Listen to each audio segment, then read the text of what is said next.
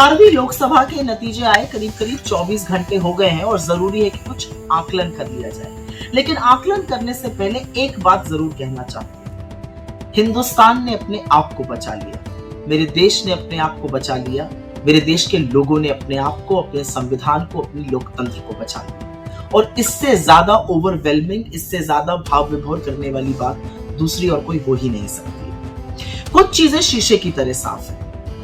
ये चुनाव नरेंद्र मोदी की निर्णायक नैतिक हार है। 63 सीटें करीब करीब बीजेपी की पिछले चुनाव के मुकाबले कम हुई हैं। ये पूरा चुनाव नरेंद्र मोदी की शक्ल पर, उनकी होर्डिंग पर, उनकी तस्वीरों पर, उनकी गारंटी पर लड़ा गया। तो जब चुनाव हारा गया तो ये नरेंद्र मोदी की हार है।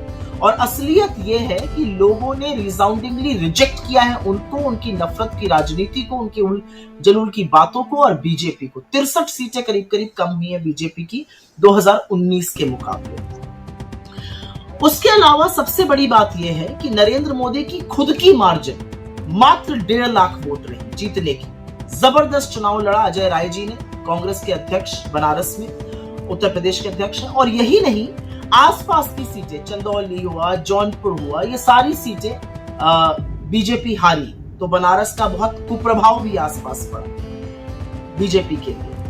इससे ज्यादा वोट से तो किशोरीलाल शर्मा जी ने स्मृति ईरानी को हरा दिया, करीब 1,64,000 से। और अगर राहुल गांधी की विनिंग मार्जिन की बात की जाए तो वायनाड और रायबरेली दोनों में लगभग 4 लाख वोट से जीते। तो नरेंद्र मोदी जी की जो खुद की मार्जिन भी कम हुई, उसने सिद्ध कर दिया कि जो कहते थे उनको माँ गंगा ने बुलाया है, और माँ गंगा में उन्होंने 80-80 नाले बहा दिए, उसमें मृत गाय तैर रही हैं, आचमन योग्य पानी नहीं रहा है, कॉरिडोर के लिए लाखों मंदिरों को तोड़ दिया गया, शिवलिंग और गौरी प्रतिमाएं सड़कों पर पड़ी हैं। कहीं ना कहीं काशी भी उकता गया है और देखिए कितनी जल्दी झोला उठा के वहां से जाना पड़ता है। इस चुनाव ने एक बात और सिद्ध करी कि लोगों को कोई मतलब नहीं है कि आप मुजरा, मंगलसूत्र, भैंस, टोटी, इस तरह की उलझलूल बातें करिए। आप अपने आप को परमात्मा का दूत बता दीजिए। लोगों ने ये चुनाव मुद्दों पर लड़ा है। और असलियत यह है कि राहुल गांधी ने जो बीड़ा उठाया था इस संविधान को बचाने का, हमारे सबसे पवित्र ग्रंथ को बचाने का, इस देश की आत्मा को बचाने का, उसमें उन्होंने वादा किया था, वो सफल हुए। और ये बीड़ा उन्होंने भारत जोड़ो यात्रा से लेकर भारत जोड़ो न्याय यात्रा तक उठाए रखा। वो मुद्दों पर टिके रहे, लाख बातें कही गई, वो नहीं हटे, डटे रहे मुद्दों पर। और खटाखट देश की जनता उनके पीछे नामबंद हो गई। इंडिया के सारे गठबंधन के नेताओं ने एक साथ मिलकर एक स्वर में कुछ ही मुद्दे उठाए और वो जनता के मुद्दे थे। और उसी लिए हमें बहुत बड़ी बढ़त भी हासिल हुई। और इक्की दुक्की जगह नहीं हारी है भाजपा उत्तर प्रदेश हारी है, महाराष्ट्र हारी है, राजस्थान हारी है, पश्चिम बंगाल हारी है, गुजरात को भेज दिया गया, बिहार में सीटें कम हुई। और जहां दौड़ कर मोदी जी सभाएं तमिलनाडु में कर रहे थे, वहां पर एक बहुत बड़ा नीलबटा सन्नाटा मिला। तो हर जगह हार हुई है बीजेपी की, ये व्यापक हार थी।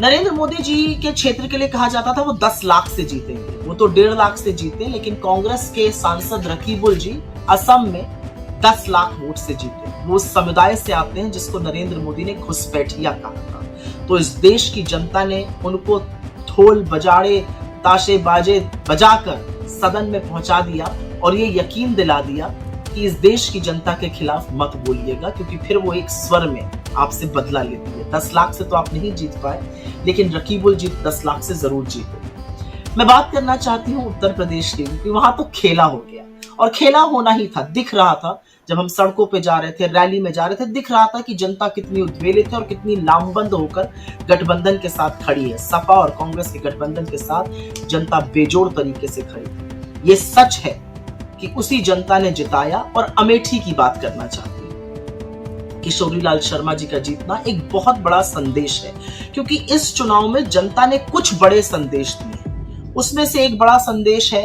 आप लखीमपुर किसान नरसंहार के मुख्य अभियुक्त को अपना मंत्री बनाए रखिएगा, कोई बात नहीं। इनफैक्ट उनके पिता को अपना मंत्री बनाए रखिएगा, कोई बात नहीं। ये जनता किसानों की मौत का और उनकी शहादत का बदला लेगी। अजय मिश्र टेनी को लखीमपुर से हराकर जनता ने इस बात का बदला लिया। आप प्रज्वल रविन्ना जैसे राक्षस के साथ खड़े रहेंगे, उसके नाम पर वोट मांगेंगे, जनता ने उसको हराकर औरतों के सम्मान का, उनकी आबरू का बदला लिया। जनता ने स्मृति ईरानी को हराकर अहंकार कांत की, और इस पर मैं 2 मिनट बोलना चाहता हूँ। और बोलना इसलिए जरूरी है क्योंकि स्मृति ईरानी जी का वजूद ही राहुल गांधी जी की बात करके, ना वो महिलाओं पर बात करती है, ना बच्चों के कुपोषण पे बात करती है। उनकी सारी राजनीति राहुल जी को मैंने हरा दिया, राहुल जी के खिलाफ बोलने की है। अमेठी की जनता ने पता है किस दिन तय कर लिया था कि आपको हराना है? जिस दिन आपने सदन में खड़े होकर सोनिया गांधी जी से तू तड़ाक किया था, जिस दिन आपने उनको तुम कहकर संबोधित किया था, उसी दिन अमेठी ने डिसाइड कर लिया था कि आपकी बड़ी शिकस्त होगी। 1,64,000 वोटों से हारना आसान बात नहीं, और जिसको आप राहुल गांधी का पीए कहती थी ना, वो ही काफी थे आपको हराने के लिए, कांग्रेस का एक मजबूत कार्यकर्ता। लेकिन मैं कहना चाहती हूँ, ये देश बहू को बेटी से ज्यादा सम्मान देता है। सोनिया गांधी सिर्फ इंदिरा जी की बहू नहीं, इस देश की बहू है। वो इस देश में आकर माँ बनी, सास बनी, नानी बनी। वो बहुतों के लिए माँ तुल्य है।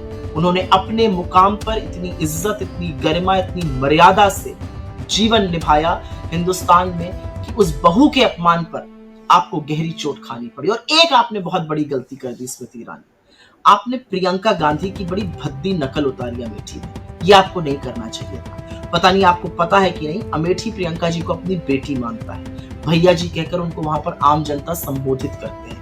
उनके साथ जो आपने किया, जो उनकी नकल उतारी, उसी दिन अमेठी ने डिसाइड कर लिया था कि आपको तो वहां से खदेड़ना है। इस देश ने एक और भी बहुत बड़ा संदेश दिया। इस देश ने न सिर्फ बीजेपी को अयोध्या में शिकस्त दी, पर श्रावस्ती में भी, जहां पर नृपेंद्र मिश्रा जी के पुत्र लड़ रहे थे और घूम घूम कर कहते थे मेरे पिता ने मंदिर बनवाया, वहां पर भी भाजपा को हराया। ये किसकी हार है?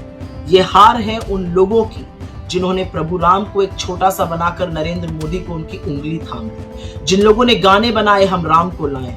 प्रभु राम जो देश ही के नहीं, दुनिया के कण-कण में बसते हैं, आस्था का प्रतीक है, मर्यादा का प्रतीक है, साहस का प्रतीक है, प्रेम का प्रतीक है, न्याय का प्रतीक है।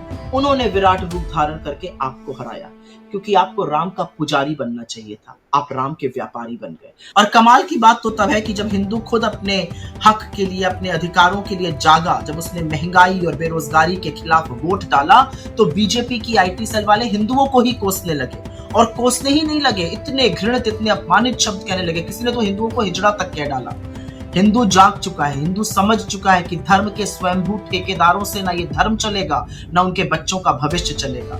हिंदू जान चुका है कि उनके आराध्य का व्यापार करके, भगवान राम का व्यापार करके, धर्म के ठेकेदारों को सबक सिखाना पड़ेगा।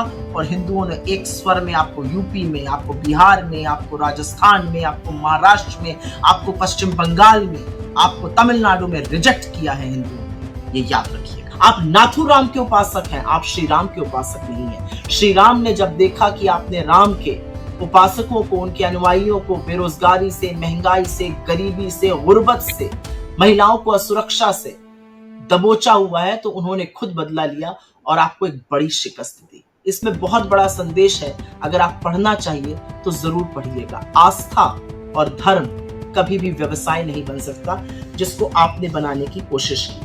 दूसरा खेला हुआ महाराष्ट्र में। बड़ा दंभ भरते थे आप, खूब आपने लोग तोड़े, ईडी से, इनकम टैक्स से डरा डरा के अपने में मेल जोल किया। महाराष्ट्र को ये कतई पसंद नहीं आया। उनको पीठ में छुरा घोंपने वाले और धोखा देने वाले लोग बिल्कुल पसंद नहीं आए, और महाराष्ट्र ने उन सब लोगों को हराया। यही नहीं, जिन लोगों ने बीजेपी ज्वाइन करी थी हाल के दिनों में, 80% लोग उसमें से हारे, क्योंकि लोगों को आपकी वॉशिंग मशीन की धुलाई ना पसंद नहीं आई। मोदी जी, शायद आप ये समझ नहीं पाए। इसके अलावा मैं चर्चा करना चाहती हूँ, इस देश ने एक और भी बहुत बड़ा संदेश दिया। 1 साल से मणिपुर जल रहा है, आप वहां नहीं जा पाए, लेकिन मणिपुर ने कांग्रेस को 2 सीटें जिताई, नागालैंड की सीट जिताई, मेघालय की 1 सीट जिताई, और ये संदेश दिया कि नॉर्थ ईस्ट से आपका डिब्बा गोल करके आपको खदेड़ दिया गया है।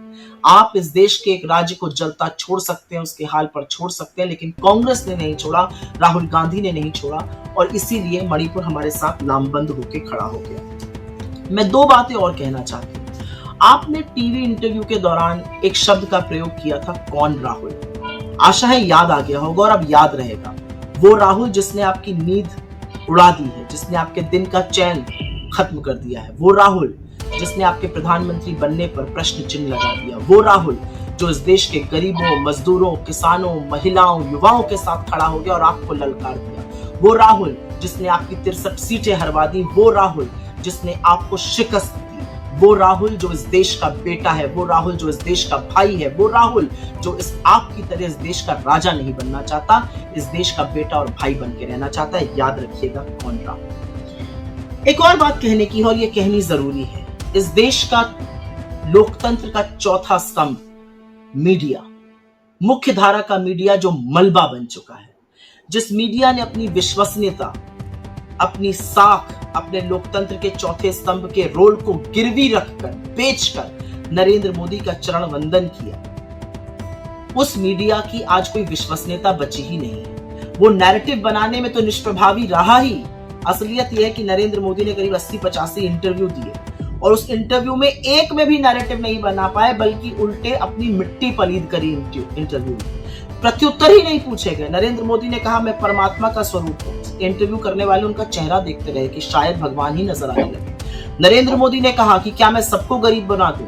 पूछने वाले ने यह नहीं पूछा आपके मन में गरीब बनाने की बात क्यों आई, आप सबको अमीर भी तो बना सकते हैं। नरेंद्र मोदी ने बोला दुनिया गांधी को ही नहीं जानती थी, गांधी पिक्चर के बाद पता चला। पूछने वाले ने यह नहीं पूछा कि 82 में पिक्चर आई थी, उसके पहले आइंस्टाइन से लेके मंडेला और मंडेला से लेके Martin Luther king junior, Gandhi इस देश की नैतिक धुरी है, इस विश्व की नैतिक धुरी है। किस तरह की बातें की आपने।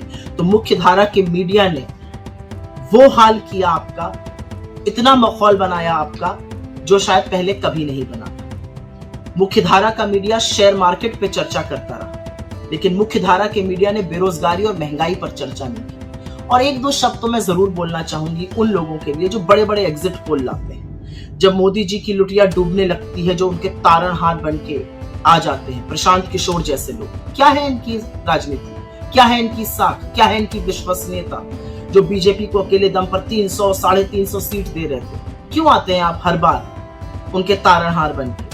क्यों हर बार उनको उबारने के लिए आप आते हैं? क्योंकि आप नरेंद्र मोदी के साथ हैं, आप उनके साथ लामबंद हैं। दुनिया की आंखों में आप कितनी भी धूल झोंकते रहिए। अंत में मैं सिर्फ एक ही बात कहना चाहती हूं और वो बात कहनी जरूरी है यहां। जो जंग, जो रण, जिस क्रांति का उद्घोष राहुल गांधी ने भारत जोड़ो यात्रा से शुरू किया था, जिस व्यक्ति ने इस देश के 4,500 किलोमीटर पैदल नाप दिए, जो मणिपुर से मुंबई तक की यात्रा करता है और इस देश के संविधान को बचाने के लिए अपने प्राण की आहुति देने की बात करता है, इस देश के युवाओं की रोजगार की बात करता है, महिलाओं के सम्मान और समृद्धि की बात करता है, किसानों की एमएसपी की बात करता है, मजदूरों की खुशहाली की बात करता है, ये देश उसके साथ उठ खड़ा हुआ है। क्योंकि उसको कोई फर्क नहीं पड़ता आप उसको क्या कहिए, आप उसको क्या कीजिए, वो साहसी है। और असलियत ये है कि साहस और सत्ता की लड़ाई में हर बार साहस जीतता है। ये आप भूल गए। आप भूल गए कि सत्य और असत्य की लड़ाई में हर बार जीत सत्य की होती है। आप भूल गए कि धर्म और अधर्म की लड़ाई में हर बार जीत धर्म की होती है। और हिंदू धर्म का आधार है सत्य, आधार है प्रेम, आधार है साहस, और इसीलिए जीत राहुल गांधी की हुई। एक सफेद टी शर्ट पहने हुए व्यक्ति ने आपको ऐसी शिकस्त दी। कैसा लग रहा है नरेंद्र मोदी जी, शहजादे की शह और माथ पाकर? Attention, please. Attention.